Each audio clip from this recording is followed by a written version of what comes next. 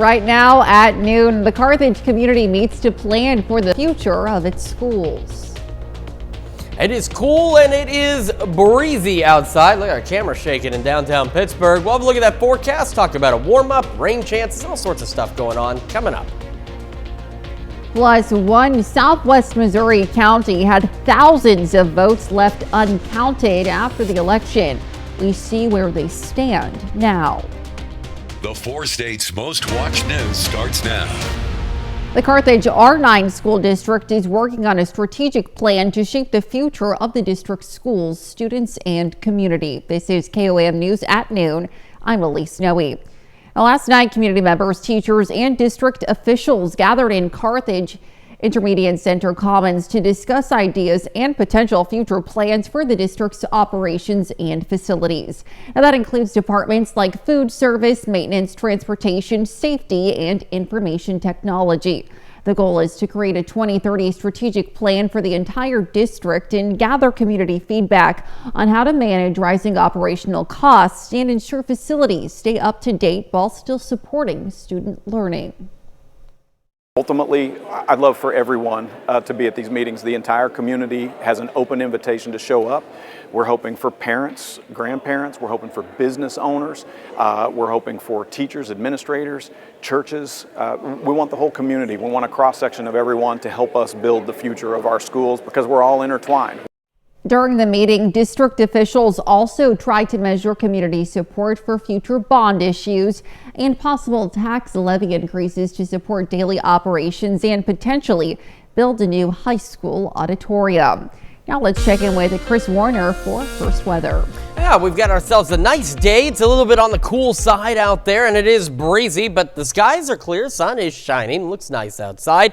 I was the MoDOT camera, 20th and Rangeline. Our camera downtown Pittsburgh. You can see it's been rocking around as we've got those gusty west winds, occasionally pushing 35, even 40 miles an hour. We started yesterday at 44, so above where we should be. Made it up to 64, so above where we should be, but that is not going to be the case for us today. We're sitting at 52 in Joplin right now, 53 in Pittsburgh, and around the region for the most part we're in the low to mid 50s. Now I don't think we're going to do too terribly much more warming, but some locations might make the upper 50s, which will put you a little closer to average.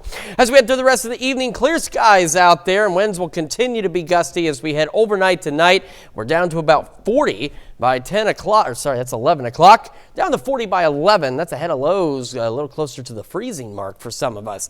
We do have another cool day tomorrow, in fact, colder tomorrow, still windy, and then we start warming up. We'll have all those details for you in the full forecast in just a few more minutes. Lise? All right, thanks, Chris. Well, staff at Freeman Health System in Joplin wants to educate the public about the dangers of lung cancer. Now, this is Lung Cancer Awareness Month, and not only do they stress the importance of early detection, but the role CT scans can play toward that end. Only 8% of eligible people who are candidates for low-dose CT scans actually get the CT scans performed. And it's really important to get them done because when a person does find a nodule and it happens to be cancerous, at least 65% of the time it's going to be a localized cancer that is fully curable. Dr. Slocum also says these scans can be especially important for smokers and former smokers. Miami residents will temporarily need to find a new spot for health care. Yesterday, Integris Health Miami Express Care announced a temporary closure due to low staffing. Now, the clinic says it currently has only one provider working the Miami office, but they're looking for a second.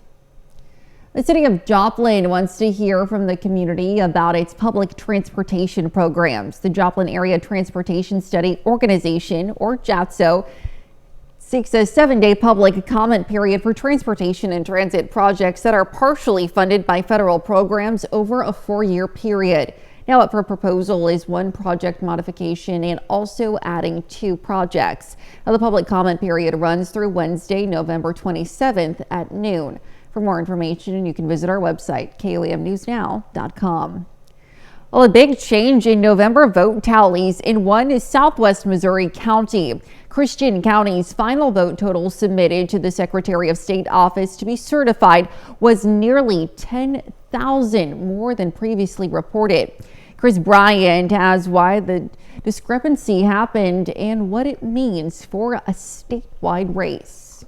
For the November election, Christian County had 68,453 registered voters. We was at 75% even, 75.00% for this election.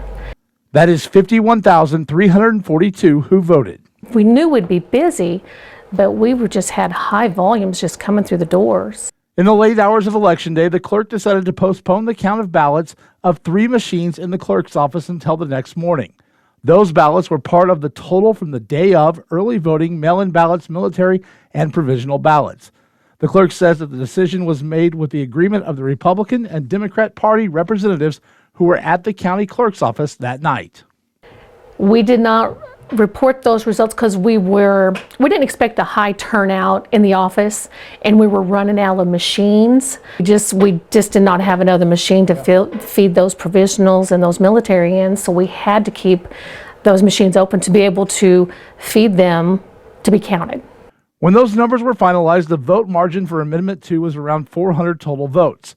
But by this morning, as other counties certified their results, that difference was up to 747 votes, a margin of 0.02%. We're glad that we were able to get this done on Election Day. We're obviously going to wait till every last vote is counted, but these votes that are coming in late are almost universally breaking towards us. Secretary of State Jay Ashcroft says there are checks and balances with elections. Unfortunately, this is an election year where people are going to understand why we double check and triple check and frankly, why it's not just the local election authority that goes back over the numbers, but why the Secretary of State goes back over and ensures things were done correctly. Secretary Ashcroft says he would have liked to see Christian County give those results on election night. Those numbers should have been reported on election night. They could have been reported on election night. So it was just our decision to keep those 3 machines up and feed in our military and our provisional ballots in it, and then report everything when we done our final certification with our certification team come in and certified everything. But I think that here's the most important thing. The process caught it. The process as a whole worked. While there will be questions about the process in Christian County, I understand, and I knew I would get, people would be upset or not like the choice I made, but that's the choice I had to do. Final county results in Missouri were to be certified into the State Secretary of State office yesterday. Well, coming up with support from the community, a new holiday attraction is coming to Fort Scott this holiday season. And later, we're making buttery pilgrim biscuits in the Mr. Food Test Kitchen. Some young Special Olympic athletes in Southeast Kansas were able to spare some good times in a little friendly competition this morning at the Special Olympics Youth Bowling Tournament. More than 250 bowlers ages 8 to 21 from 22 different schools around the region came to Pittsburgh's Holiday Lanes to bowl. We call them fans in the stands, so they can really give them the full experience of this is a competition, but we want to have fun and we all want to celebrate the athletes. So that's what we're here for. The tournament will carry over into tomorrow. Well, a new activity is coming to the Christmas on the Brick celebration in Fort Scott, a synthetic ice skating rink. Now, it's been a community effort to create the rink, with organizers hoping to bring a new draw for the city. The cost to create the synthetic rink and purchase supplies was roughly $50,000. The city of Fort Scott is providing the Gathering Square Pavilion and electricity for the rink, but all funds to purchase the rink and skates was collected by the Fort Scott Chamber of Commerce through fundraising and donations. We wanted also not only for the people in the community, but a draw for our downtown area. We have such a unique area down here that a lot of people have never seen it before, so hopefully this will draw people in. It'll be good for our retailers, it'll be good for our restaurants, and just for the whole community as a whole. The kickoff for the rink will be the weekend of Christmas on the Bricks in Fort Scott, which is December 6th. The plan is for the rink to be open each weekend after that through January 5th. Well, PSU is joining universities across the country to celebrate International Education Week. Now, this annual celebration, a joint initiative of the U.S. Departments of State and Education, aims to promote programs that prepare Americans for a global environment while attracting future leaders from around the world to study, learn, and exchange experiences. And one area where students found common ground, tea. Tea is a very universal drink that everyone could try to like sometimes. It's not for everybody, but it's one of those that it has many different tastes, flavors that can fit many different profiles, and it's kind of one of those universal things that has a footing in almost every culture. Currently, nearly 300 international students are enrolled at Pitt State and represent 50 countries. Still to come on KOAM News at noon, Mr. Food. Today, we're whipping up some biscuits that are super easy and perfect for our Thanksgiving Day lineup. Perfect. And we are tracking some changes as this roller coaster ride continues into the weekend. The latest when we come back.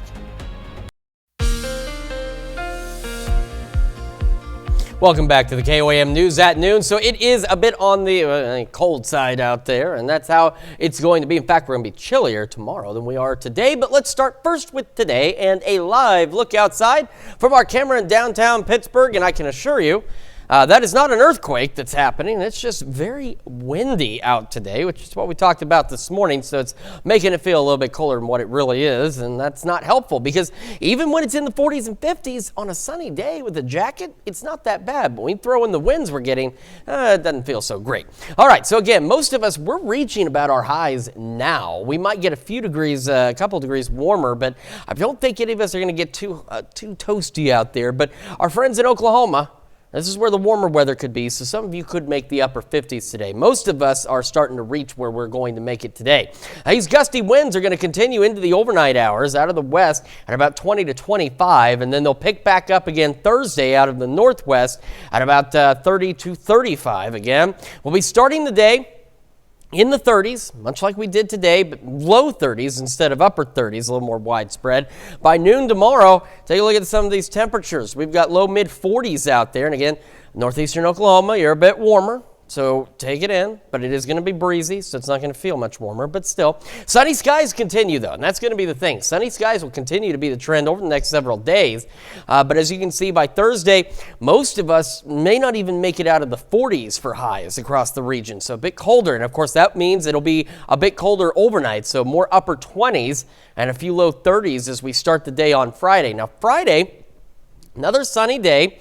Because of the cold start, a little slow to warm. I think a few more of us, we're going to kind of level out at about 50, 51 degrees on Friday. And then we go into Saturday. Overnight Friday and into Saturday, take a look at what happens here. See these winds shifting out of the south? So yeah, it's still cold Saturday morning, but we're going to start to warm up by Saturday afternoon. Quick look at temperatures. 52 in Joplin.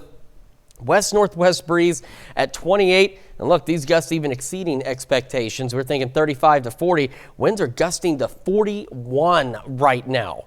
All right, so it's very windy, and that's the other side of it. If you're driving a vehicle, especially a high-profile one susceptible to wind, just make sure you're holding on out there. Temperatures, again, low mid-50s is where the majority of us are sitting. Some of you in northeastern Oklahoma may get into the upper 50s today, but a lot of us are starting to reach that peak heating, and we're going to cool back down as we head through the evening. So again, low mid-50s for most of us. Winds now are kind of exceeding some of those gusts we were thinking of, that 35 to 40 mile an hour range, so could even see them up to 45. Gusty winds continue tonight, still clear back into the low to mid 30s.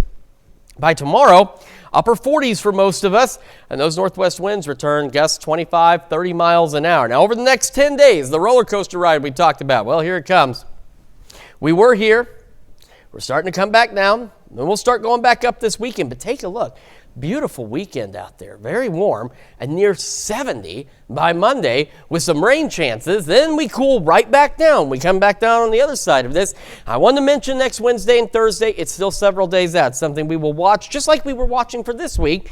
Yeah, things didn't come to be, but we've got those rain chances, but we do have the very cold temperatures for Thanksgiving. And so that there's that possibility of maybe some light snow. Yes. We'll see what happens. But outside of of that. We are looking for cold weather on Thanksgiving. 20s to start, upper 30s, low 40s by the afternoon. So not a very warm turkey day at all. Not at all. All right, Chris, thanks. Well, stick around. We're making buttery Pilgrim biscuits in the Mr. Food Test Kitchen. We'll be right back. Howard's making buttery Pilgrim biscuits in the Mr. Food Test Kitchen. With Thanksgiving right around the corner, we're all looking for quick and easy ideas to make this year's feast really stand out. And one way to do that is with our brand new buttery Pilgrim biscuits that go together like this. We begin by mixing some biscuit and baking mix with some sour cream and a bit of club soda. To give these lots of flavor, we add in some cut chives, a little chopped garlic, and a pinch of salt. After mixing this gently, we roll the dough into golf ball sized pieces and place them in a cake pan. We brush them with some melted butter and pop them in the oven. When they come out of the oven, a little more butter goes on top and they're done. Just imagine passing a platter of these around your holiday table as everyone grabs their very own fresh from the oven biscuit. So don't dilly-dally. After the news, go online and get the recipe for what we call buttery Pilgrim biscuits. I know your gang will be thankful that you did. I'm Howard in the Mr. Food Test Kitchen, where today we found a buttery delicious way for you to say, ooh, it's so good. You can find this recipe on KOAMnewsnow.com. Now here's a look at the 4-state market prices. Breezy, cool today, windy tonight, windy again tomorrow, even cooler, upper 40s. Then we'll warm back up into the weekend, near 70 by Monday. Rain, another boundary. We're back down into the low 40s and upper 30s by Thanksgiving. Got those rain chances. And of course, we're keeping an eye on them. It's going to be pretty darn cold for Thanksgiving. So one way or another, be at least prepared for that. All right. Sounds like a plan. Thanks, Chris. What do you have for us later on today, Dow? Lots coming up at 5. For starters, a new report shows the price of a classic Thanksgiving meal is lower this year. Turkey prices have dropped from 2023, along with some sides and ingredients for the pumpkin pie. Despite the decrease, overall costs are still significantly higher from before the pandemic. Plus, all tolls in Oklahoma will be transitioning to cashless tolling. We're going to hear from the Oklahoma Turnpike Authority about that decision. And Missouri's Amendment 2 appears to be a much tighter race than originally thought. At last check, the difference in votes is about 2,000. Missouri's Gaming Commission weighs in on the next steps, including a possible recount. Hope you'll join us. KOAM News at 5. All right, thank you, Dal. And that's the news for now. Thank you for joining us on KOAM News at noon. We'll see you right back here at 5. Until then, have a great rest of your day.